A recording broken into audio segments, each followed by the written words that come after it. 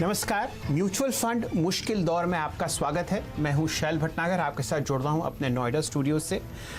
Mutual funds के बाजार में एक शॉकिंग डेवलपमेंट कल शाम को हुआ जब Franklin Templeton asset management company ने यह ऐलान किया कि उनके 6 क्रेडिट फंड्स, जिसमें लगभग निवेशकों का 28,000 करोड़ रुपया निवेशित है, उनको बंद कर दिया जाएगा। ये एक वॉलंटरी वाइंड डाउन होगा और उन्होंने ये कहा कि जो बाज़ार में मुश्किलें हैं, खासकर बॉन्ड मार्केट्स में इलिक्विडिटी की कोविड द्वारा, तो परेशानी हो रही थी इस स्कीम को आगे चलाने में, और इसकी वजह से आज बाज़ार में आपने काफ़ी परेशानियां आती हुई देखी। सबसे पहले जो NBFCs हैं जो इनसे फंड्स बोरो करती हैं, उनके स्टॉक्स पर आपने बहुत ज़बरदस्त सेलिंग प्रेशर आता हुआ देखा। बैंक्स, खासकर प्राइवेट सेक्टर बैंक्स जो एसेट मैनेजमेंट कंपनीज चलाते हैं, उनके ऊपर बहुत प्रेशर आया। और उसके बाद आज सुबह Franklin Templeton asset management company ने निवेशकों के साथ, डिस्ट्रीब्यूटर्स के साथ एक कॉल करी और उसमें कई ऐसी चीज़ें बताईं जिसको ये समझा जा सकता है कि उस प्रॉब्लम को सॉल्व करने की चेष्टा की जा रही है। आपके सामने ग्राफिक्स पर सब कुछ चल ही रहा है। जो 5 या 6 बॉन्ड फंड्स हैं जो बंद हुए हैं फ़िलहाल, मैं उनका एक बार नाम ले देता हूँ। फ्रैंकलिन इंडिया क्रेडिट रिस्क, जिसमें लगभग 4400 करोड़ के एसेट्स हैं। Franklin India dynamic accrual fund, जिसमें लगभग 3100 करोड़ के एसेट्स हैं। Franklin India income opportunities fund, जिसमें 2500 करोड़ के एसेट्स। फ्रैंकलिन इंडिया लो ड्यूरेशन, 2700 करोड़ के assets. Franklin India short term income plan, 7,000 crore के एसेट्स। और Franklin India ultra short bond fund, जिसमें लगभग 11,000 करोड़ के एसेट्स हैं। कुल मिला के 28,000 करोड़ जो है वो निवेशकों का इन फंड्स में फ़िलहाल रुका हुआ है। Franklin India asset management company ने इन स्कीम्स को ट्रस्टीज़ को दे दिया है और ये कहा है कि इनकी एक ऑर्डरली लिक्विडेशन होगी और जिस हिसाब से पैसा मिलेगा निवेशकों को तब दिया जाएगा। इस चर्चा को आगे बढ़ाते हैं। फिलहाल हमारे साथ नीलेश शाह साहब जुड़े हुए हैं। आप म्यूचुअल फंड, चलिए, नीलेश शाह साहब जुड़ चुके हैं। आप MD और CEO हैं कोटक एसेट मैनेजमेंट कंपनी के। शाह साहब, आपका स्वागत है। साथ ही साथ निमेश शाह साहब भी जुड़ रहे हैं जो कि MD और CEO हैं ICICI प्रू म्यूचुअल फंड के। और मिलिंद बर्वे साहब, आप हैं managing director HDFC asset management के। आप तीनों का स्वागत है। और इन तीनों जो हमारे साथ दिग्गज लोग जुड़े हुए हैं, इसमें नीलेश शाह साहब फ़िलहाल चेयरमैन हैं association of mutual fund of India के, जो कि अम्ब्रेला बॉडी है म्यूचुअल फंड्स की। और निमेश शाह साहब और मिलिंद बर्वे साहब एक्स चेयरमैन हैं इस बॉडी के। तो इस चर्चा को और बढ़ाते हैं। चर्चा गहन है और प्रॉब्लम जो है वो संगीन। सबसे पहले नीलेश शाह साहब, मैं आपके साथ आऊँगा और मैं आपसे पूछना चाहता हूँ, ये जो समस्या है, क्या ये शॉर्ट टर्म की है? क्या निवेशकों को अपना पैसा मिलेगा और कितना हेयर कट आप उम्मीद कर रहे हैं? क्या पूरा पैसा मिलेगा और कब तक आप उम्मीद करते हैं कि ये होगा? शैल भाई, यह समस्या एक म्यूचुअल फंड में है।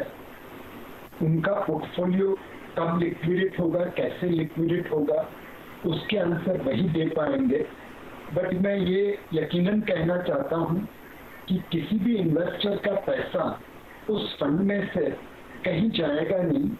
उस फंड में से जो भी पैसा रियलाइज होगा, जो सेबी रेगुलेशन इस वक्त ऑपरेटिव है, वो यह इंश्योर करते हैं कि वो सारा का सारा पैसा निवेशकों को देर सवेर मिल जाएगा। कितना मिलेगा, कब मिलेगा, ये बातें तो वही बता पाएंगे। जी, चलिए, शाह साहब आपने बिल्कुल सही फरमाया। मिलिंद बर्वे साहब के पास पहुंचते हैं। आप हैं मैनेजिंग डायरेक्टर HDFC AMC के, और हमारे जो तीनों गेस्ट हैं लगभग 3 दशक से ज़्यादा म्यूचुअल फंड इंडस्ट्री में हैं और बहुत समय से आपने कम से कम 5 बुल मार्केट्स और 5 बेयर मार्केट्स देखे हैं। क्रेडिट क्राइसिस देखा है और ये समस्या लगभग 10-1 साल पहले भी आई थी जब हमने एक ग्लोबल फाइनेंशियल क्राइसिस देखा था। तो उस वक्त RBI और सेबी ने मिलकर बहुत अच्छी विंडोज़ खोली थी जिससे इन इंडस्ट्री को थोड़ा पैसा मिला था। भार्वे साहब, आप बताइए, आपके हिसाब से क्या समाधान है और आप कब तक उम्मीद करते हैं कि जो रिटेल निवेशक हैं जो लगभग 1/3 हैं इस अमाउंट के 30,000 करोड़ के, उनको पैसा मिलेगा? जैसे कि नीलेश ने कहा, मैं भी उसी बात को दोहराऊंगा कि फ्रैंकलिन टेम्पल्टन के जो निवेशक है उन्होंने जो उनके जो फंड में उनके जो इन्वेस्टमेंट्स हैं उनकी ओर देखना चाहिए। मेरे ख्याल से ये कहना बहुत मुश्किल होगा कि वो किस तरह से उसके जो अंडरलाइंग इन्वेस्टमेंट्स है वो किस तरह से उसकी बिकवारी होगी और किस तरह से उनको पैसा मिलेगा। और जैसे आपने पूछा हेयर कट कितना होगा, ये वैसे उसका एक अभी अनुमान लगाना जरा मुश्किल है, लेकिन मेरे ख्याल से एक नॉर्मल कोर्स में अगले शायद 1-1.5 साल में वो पैसा मिलने की अच्छी गुंजाइश है। और मेरे ख्याल से ये फ्रैंकलिन टेम्पल्टन के जो फंड मैनेजर्स हैं वो ही बता सकेंगे कि उनकी क्या एक्सपेक्टेशन है कि ये किस तरह से ये पैसे की जो बंटवारा होगा किस तरह से उसकी रियलाइजेशन होगी और उस तरह से बंटवारा होगा यूनिट होल्डर्स के लिए। लेकिन मैं एक दूसरी बात मैं आपसे कहना चाहूँगा कि आमतौर पे जो लोग समझते हैं कि अगर क्रेडिट रिस्क फंड के नाम से जो फंड जाने जाते हैं उनका एक समझ हो जाती है लोगों में कि इसमें जो सारे इन्वेस्टमेंट्स हैं वो एक हाई क्रेडिट रिस्क वाले इन्वेस्टमेंट्स होते हैं। हालांकि सच में बात ये सही नहीं है। सच की बात तो ये है कि जो क्रेडिट रिस्क फंड्स कहलाते हैं उसमें आम तौर पे जो हमारे ये जो फंड्स हैं इनमें AAA और कैश भी काफी मात्रा में होती है। लाइक समझ लो 20 से 30% इस फंड्स में AAA की इन्वेस्टमेंट होती है या थोड़ा कैश हो जाता है। तो इसका मतलब कहने का मतलब ये है कि ये जो क्रेडिट फंड्स है या क्रेडिट रिस्क फंड है इसमें सारे इन्वेस्टमेंट्स हाई क्रेडिट रिस्क के नहीं होते। दूसरी बात ये है कि AAA और कैश के इन एडिशन AA और AA+ के जो इन्वेस्टमेंट्स होती है वो इस क्रेडिट रिस्क में कम से कम एडिशनल 50% होती है। यानी कि आमतौर पर 70 to 80% ये जो क्रेडिट रिस्क फंड्स हैं इसमें AA या उससे बेहतर क्रेडिट रेटिंग वाले इन्वेस्टमेंट्स होते हैं। क्योंकि ये क्रेडिट रिस्क फंड ये जो नाम से जो जाना जाता है उससे एक ऐसा लोगों को एक गलत फहमी हो जाती है कि इसमें सारी इन्वेस्टमेंट्स बहुत रिस्की है और उसमें पता नहीं पैसा आएगा कि नहीं, इसकी गुंजाइश क्या होगी, ये कहना मुश्किल होगा। लेकिन ये बात सत्य नहीं है। क्रेडिट रिस्क फंड्स में भी अच्छे अंडरलाइंग इन्वेस्टमेंट्स होती है और उससे मेरे ख्याल से ये जो घटना हुई है कल रात को जो अनाउंसमेंट हुई वो मेरे ख्याल से एक एबरेशन है, एक वन ऑफ ऐसी घटना है। इसका एक रिफ्लेक्शन सारी म्यूचुअल फंड इंडस्ट्री पे मेरे ख्याल से नहीं होना चाहिए और सारे जो दूसरे फंड्स बिल्कुल उसका कंपैरिजन नहीं होना चाहिए। बड़वे साहब जी, हाँ बड़वे साहब, ये बात तो जानी मानी है कि फ्रैंकलिन टेम्पल्टन एसेट मैनेजमेंट जो कंपनी जो है उनकी रेपुटेशन पर किसी भी तरीके का कोई प्रश्न चिन्ह नहीं है। ये एक समस्या है जो इलिक्विड बॉन्ड मार्केट्स की वजह से आई है। निमेश शाह साहब को जोड़ते हैं, वो और बारीकी से बताएंगे कि इस समस्या के पीछे कौन से 1 या 2 अहम कारण थे जिसकी वजह से ये इलिक्विडिटी देखी गई और कब तक ये इलिक्विडिटी चलेगी और कब तक ये जो ट्रस्टीज हैं जो अब इन 6 फंड्स को संभाल रहे हैं वो इसको एग्जिट कर पाएंगे। निमेश जी, आपकी राय। सी व्हाट अब मिलिंद और नीलेश भी वही बता रहे थे कि जो टेम्पल्टन के फंड्स के बारे में जो बात है वो तो वही बता पाएंगे कि वो किस तरह से उनका डिसीजन लाएंगे। What we need to understand, आपने पूछा था ये कैसे हुआ। सी एक हाईवे है, एक हाईवे पे काफी कार्स चल रही है और एक कार बहुत फास्ट जा रही है, 120, 130, 140 के स्पीड पे जा रही है और बाकी सब कार 80 की स्पीड पे चल रही है, 70 की स्पीड पे चल रही है, 90 की स्पीड पे चल रही है। अगर जो 130 पे चल रहा है उसका एक्सीडेंट हुआ, उसका ये मतलब नहीं है बाकी सब कार्स में ड्राइविंग करना छोड़ दे, right? That is the whole issue that अगर किसी का इंटरेस्ट रेट हाई था, right, where does this happen in हमारे कंटेक्स्ट में, म्यूचुअल फंड के कंटेक्स्ट में ये स्पीड क्या है? Speed is the interest rate. आपको ज्यादा इंटरेस्ट रेट कब मिलता है? अगर आप ज्यादा रिस्क लोगे तो आपको ज्यादा इंटरेस्ट रेट मिलता है, right? It is nothing else. If you take more risk you get more interest rate. So अगर most of the mutual funds that we are talking about whether it is Milind जो है, HDFC mutual fund है या Kotak mutual fund है या ICICI mutual fund है, हमारे interest rates जो हम दे रहे थे उसमें जो लोगों को इंटरेस्ट मिल रहा था वो टेम्पल्टन के फंड से हमेशा कम था, राइट? सो उसमें रिस्क रिलेटिवली कम है, राइट? सो लोगों को सबको एक तरह से नहीं तोलना है। हमारा तीनों का आने का मकसद यही है कि अलग अलग टेम्पल्टन कैसे सुलटाएगा वो आपको टेम्पल्टन के CEO से बात करना पड़ेगा। हम आपको ये समझ जा सकते हैं कि म्यूचुअल फंड इंडस्ट्री में ओवरऑल क्या है।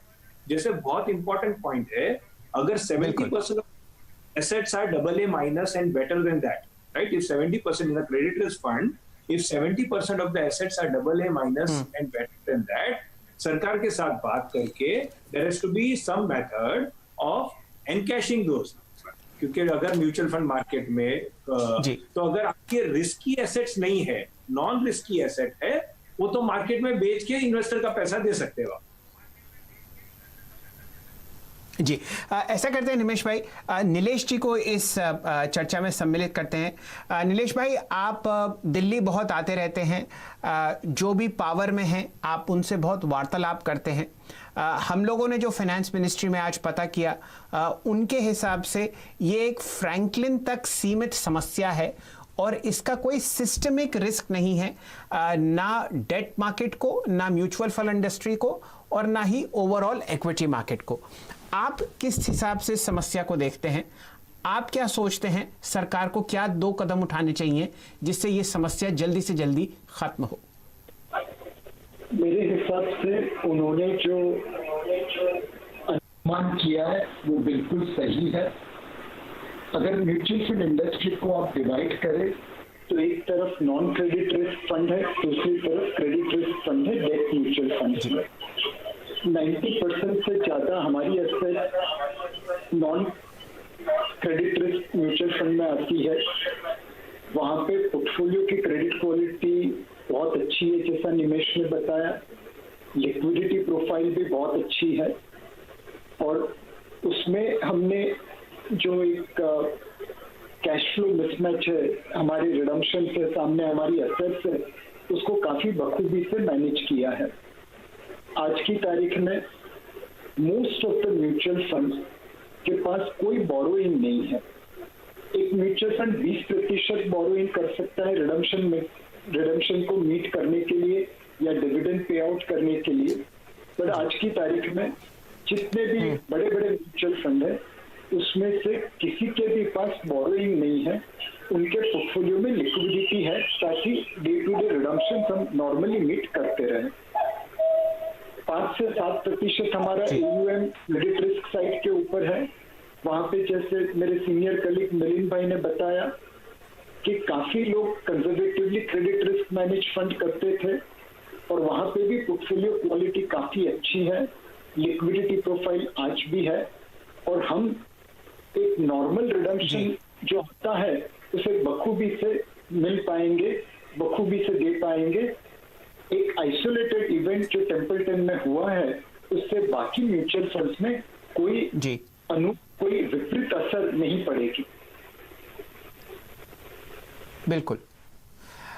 एक्चुअली नीलेश भाई, परेशानी तो यहाँ पर यह है कि आप एक रिडेम्पशन प्रेशर देख रहे थे पिछले 1-2 महीने से फ्रैंकलिन टेम्पल्टन के ये जो 6 फंड्स हैं, और फिर उन्होंने एक लेवल पर जाकर कहा कि जब बोरोइंग नहीं कर पा रहे वो, तो जो बचा हुआ इन्वेस्टर रह जाएगा इस फंड में उसको खामियाजा भुगतना पड़ेगा पूरी इलिक्विडिटी का।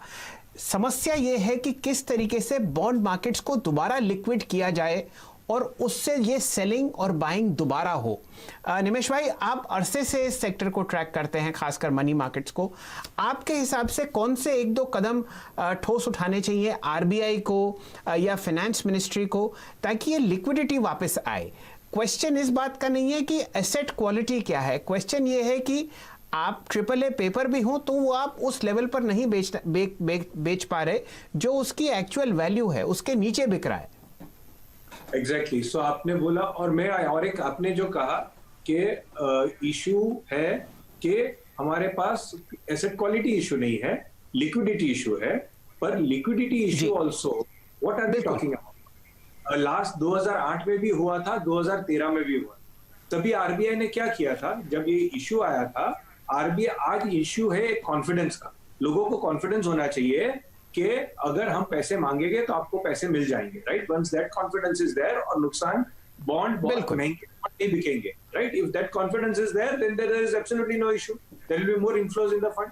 सो to get that confidence, what was done in 2008 and 2013, एक स्पेशल लाइन क्रिएट की गई थी कि अगर म्यूचुअल फंड्स को उनके बॉन्ड बेच के दिए तो उसके लिए ये स्पेशल लाइन कर दी। केवल तो 2013 में हमको पूछा गया था कि आपने 2008 में हमने आपको लाइन दी थी और आपने यूटिलाइज तो की नहीं थी। तो मेरा कहना इतना ही है, केवल एक announcement Monday morning before the market starts, we just need an announcement that अगर म्यूचुअल फंड को चाहिए तो लाइन है। That announcement is enough. उसके बाद मुझे लगता है जरूरत भी पड़ेगी, लोगों को केवल भरोसा होना चाहिए। The idea of today, all three of us have come together to say that once people have confidence that if they need money, they can get money, then nobody wants them. That is what has been seen 2 times earlier. So government only needs to put that line in place. जी, तो ऐसा करते हैं निमेश भाई, लेंगे एक छोटा सा break के बाद हम लोग दोबारा हाजिर होते हैं और जाएंगे समय में वापस 2008-2012 में, जब आरबीआई ने एक बहुत ज़बरदस्त विंडो खोली थी म्यूचुअल फंड्स के लिए, जब ये क्राइसिस आया था फिक्स्ड मैच्योरिटी प्लान्स में। वो प्लान्स जो थे वो मैच्योर हो रहे थे और वहाँ पर पैसा नहीं था म्यूचुअल फंड्स को देने का, इलिक्विडिटी की वजह से। इस पर चर्चा करेंगे ब्रेक के बाद। जुड़े रहिए आप हमारे साथ। चर्चा हो रही है म्यूचुअल फंड्स इंडस्ट्री पर, जो एक मुश्किल के दौर से फिलहाल गुजर रही है। आते हैं हम थोड़ी देर।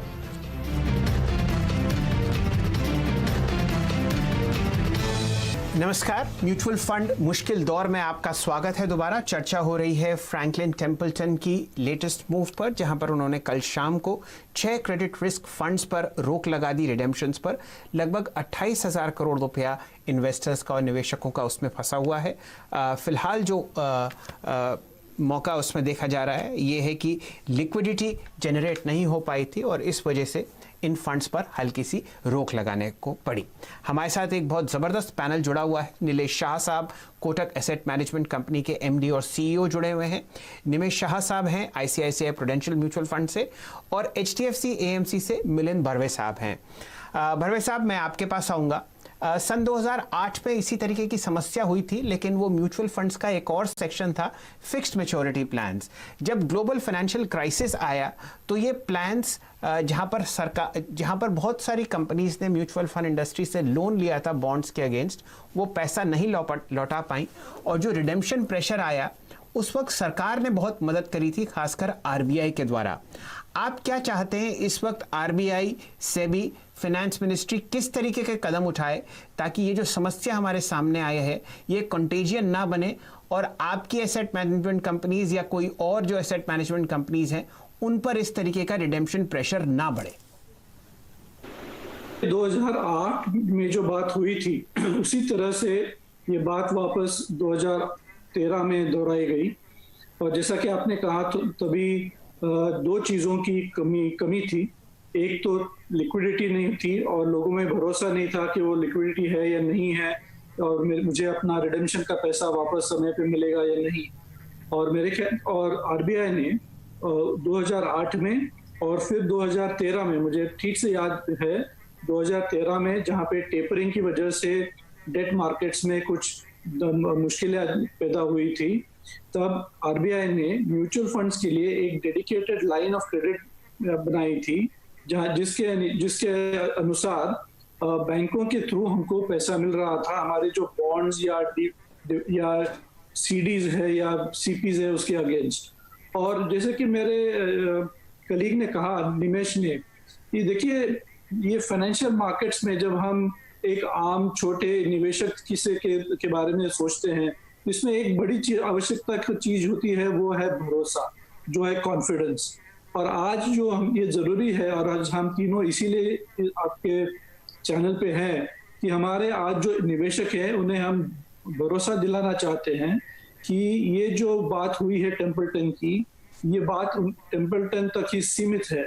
और 2013 में, आज जो 2008 और 2013 में जो आरबीआई ने किया था, वो एक लाइन ऑफ क्रेडिट की थी। और उसमें महत्व की बात मैं आपको ये बताऊं कि ये लाइन ऑफ क्रेडिट की सिर्फ अनाउंसमेंट की, और उसके जो अनाउंसमेंट होते ही कोई भी इन्वेस्टर रिडम्पशन के लिए नहीं आया, और ये लाइन काफी हद तक या मेरे ख्याल से पूरी तरह से अनयूटिलाइज्ड रही। तो ये क्या बताता है आपको? ये बताता है कि ये जरूरी नहीं है कि जो आपको लाइन ऑफ क्रेडिट के तहत लोगों को या म्यूचुअल फंड को बहुत सारा पैसा देने की जरूरत है। ये बात सही नहीं है। ये लाइन ऑफ क्रेडिट इसलिए जरूरी है कि लोगों को भरोसा रहे कि अगर किसी भी हालत में म्यूचुअल फंड्स पे रिडम्पशन का प्रेशर आए तो म्यूचुअल फंड्स के पास ये लाइन ऑफ क्रेडिट की उपलब्धि है, जिसके थ्रू ये पैसों की अरेंजमेंट हो सकती है। और ये सिर्फ लाइन ऑफ क्रेडिट एस्टैब्लिश करने की वजह से लोगों में भरोसा हो जाता है कि इसमें मुझे कोई रिडम्पशन के लिए भागने की जरूरत नहीं है। और मेरे लिए जैसे मैंने कहा, आज ये भरोसा की बड़ी जरूरत है कि ये कोई गलत काम नहीं हो रहा है। जैसे कि मैंने पहले कहा, क्रेडिट क्वालिटी म्यूचुअल फंड्स में जो क्रेडिट फंड्स है उसमें अच्छी है। ये सारे क्रेडिट फंड मिला के हार्डली 4-5% है हमारे टोटल जो डेट जो बिजनेस है, डेट का जो कारोबार है। ये जो समस्या कुछ बहुत थोड़े परसेंटेज में सीमित है। बिल्कुल। तो ऐसा करते हैं बरवे साहब, जरा इस इंडस्ट्री को और बारीकी से देखते हैं। चर्चा करते हैं नीलेश शाह साहब से, कोटक एसेट मैनेजमेंट कंपनी के आप एमडी और सीईओ हैं। नीलेश जी, आपके हिसाब से जो ओवरऑल इंडस्ट्री का साइज है वो है लगभग 22 लाख करोड़, उसमें से 13 लाख करोड़ जो है वो डेट म्यूचुअल फंड्स में लगा हुआ है फिक्स्ड इनकम की तरफ।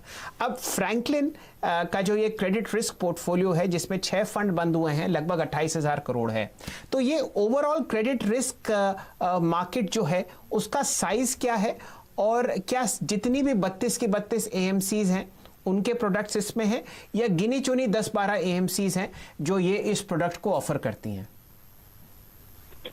तो जो बड़ी एएमसीज है उनमें से बहुतेक लोग क्रेडिट रिस्क फंड ऑफर करते हैं, बट उनकी साइज टेम्पल्टन जितनी बड़ी नहीं है। दूसरी चीज जो मोस्ट इम्पॉर्टेंट है और जो निमेश ने बताई कि हर किसी की स्टाइल अलग है। कोई वीरेंद्र सहवाग है जो पहले बॉल पे छक्का मार सकता है और आउट भी हो सकता है। कोई चेतेश्वर पुजारा या राहुल द्रविड़ है जो अपनी विकेट देने को तैयार ही नहीं है। जो most of the credit risk fund है म्यूचुअल फंड इंडस्ट्री में, उन्होंने बहुत ही सीमित क्रेडिट रिस्क लिया है। उनका पोर्टफोलियो वेल डाइवर्सिफाइड है, उनकी क्रेडिट क्वालिटी काफी अच्छी है, एंड मोर इम्पोर्टेंटली उनके पोर्टफोलियो में जो क्रेडिट रिस्क के पेपर्स है वो काफी लिक्विड है, काफी रीजनेबली लिक्विड है। करेक्ट। तो जो बहुतेक म्यूचुअल फंड इंडस्ट्री है उनके क्रेडिट रिस्क फंड आज की तारीख में भी अच्छी क्रेडिट क्वालिटी और लिक्विडिटी प्रोफाइल रख रहे हैं, और एक नॉर्मल रिडम्पशन आता रहे तो उसे हम आराम से मैनेज कर लेंगे, उतनी लिक्विडिटी हमने रखी। अब आपका एक सवाल ये हो सकता है कि अगर किसी ने पहले रिडीम कर लिया तो जो पीछे रह गया वो आदमी का रिस्क बढ़ गया। हमारी कोशिश यही रहेगी कि जब भी रिडम्पशन आएगा हम जो लोएस्ट क्रेडिट रिस्क वाला पेपर है वह बेचेंगे, ताकि we are fair to people who are coming in. जो आदमी इन्वेस्टर हमारे साथ रह रहा है उसके साथ भी सही ताल्लुक रखे, और जो जा रहा है वो भी अपने रिस्क का शेयर लेके जाए। तो जो इन्वेस्टर क्रेडिट रिस्क फंड में निवेश करके रहेगा, इन्वेस्टेड रहेगा, उसकी रिस्क प्रोफाइल हम बढ़ाएंगे नहीं, जो एग्जिस्टिंग रिस्क है उसको सारे इन्वेस्टर्स में डिस्ट्रीब्यूट करेंगे। बिल्कुल। तो ऐसा करते हैं निमेश भाई, जरा इस प्रॉब्लम की तरफ जरा और बारीकी से नजर डालते हैं। पिछले हफ्ते आरबीआई गवर्नर श्री शक्तिकांता दास ने 50,000 करोड़ रुपए रखे थे पब्लिक सेक्टर बैंक्स के लिए, ताकि वो छोटी एनबीएफसीज को ये लेंड करें। अब जब वो ऑक्शन हुआ तो उसमें सिर्फ 50% डिमांड आई और बहुत ही ज़बरदस्त रिस्क एवर्जन आपको देखने को मिला पब्लिक सेक्टर बैंक्स द्वारा। अगर पब्लिक सेक्टर बैंक एनबीएफसी को लेंड नहीं करेगा तो ये एनबीएफसी किस हिसाब से पैसे लौटाएगी म्यूचुअल फंड्स को? आपके हिसाब से किस तरीके का कोई कॉन्फिडेंस मेजर लिया जाए ताकि बैंक्स दोबारा लेंडिंग शुरू करें, चाहे वो एसएल ग्रुप को हो, चाहे वो फ्यूचर ग्रुप को हो, जिनके नाम आ रहे हैं इन कमर्शियल पेपर में, और ये एक लिक्विडिटी का जो चक्का जाम हुआ है वो खुले। क्राइसिस इस बात का नहीं है कि आप पे कर सकते हैं या नहीं कर सकते, क्राइसिस ये है कि लिक्विडिटी ड्राई अप हो चुकी है और बिना लिक्विडिटी के कोई भी फाइनेंशियल मार्केट, कोई भी इंस्ट्रूमेंट काम नहीं करता।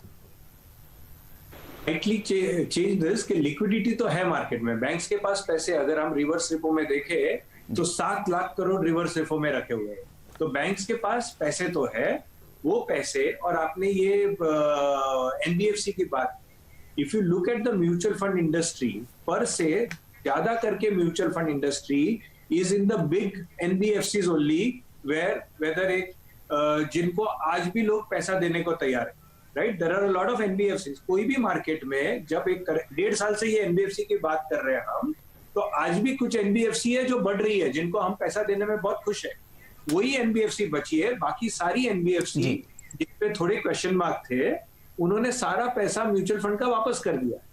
सो जो आज छोटी एएमसी में तो था ही नहीं, और जो बड़ी एएमसी में थे, ज्यादा करके पैसा वापस आ गया। सो NBFC was a problem of October 2018, right? By the time you are in March 2020, ज्यादा करके पैसा, right? I am saying ज्यादा करके पैसा most of the mutual funds में आ गया। I'll give you a perspective. You are talking about the total figures. 50,000 crore है total credit risk fund, right. 50,000 crore से भी कम है, विद फ्रैंकलिन का भी चला गया तो उससे भी कम हो जाएगा।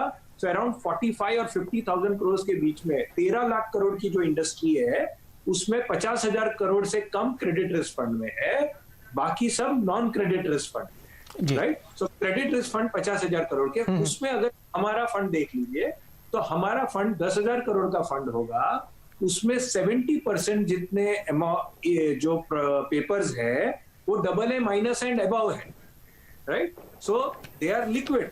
अगर मुझे कल बेचना पड़े तो बेच के पैसे वापस कर सकता हूं। हमारा तीनों का कहने का मतलब यही है कि जो टेम्पल्टन में हुआ, टेम्पल्टन वो सारे प्रोडक्ट्स बेच नहीं पाया था जो उसके पास पेपर है, पर अगर आपके पास AA- पेपर है और सरकार ये व्यवस्था कर देती है कि ये AA- ये क्रेडिट क्वालिटी तो ठीक है, तो ये क्रेडिट क्वालिटी के पेपर हम मार्केट में दे सकते हैं, right. So that is all that is required, and as soon as people know that there is a line, हम लोग वापस वही रिपीट कर रहे हैं, जैसे ही लोगों को समझेगा कि लाइन है तो रिडेम्पशंस अपने आप नहीं हो।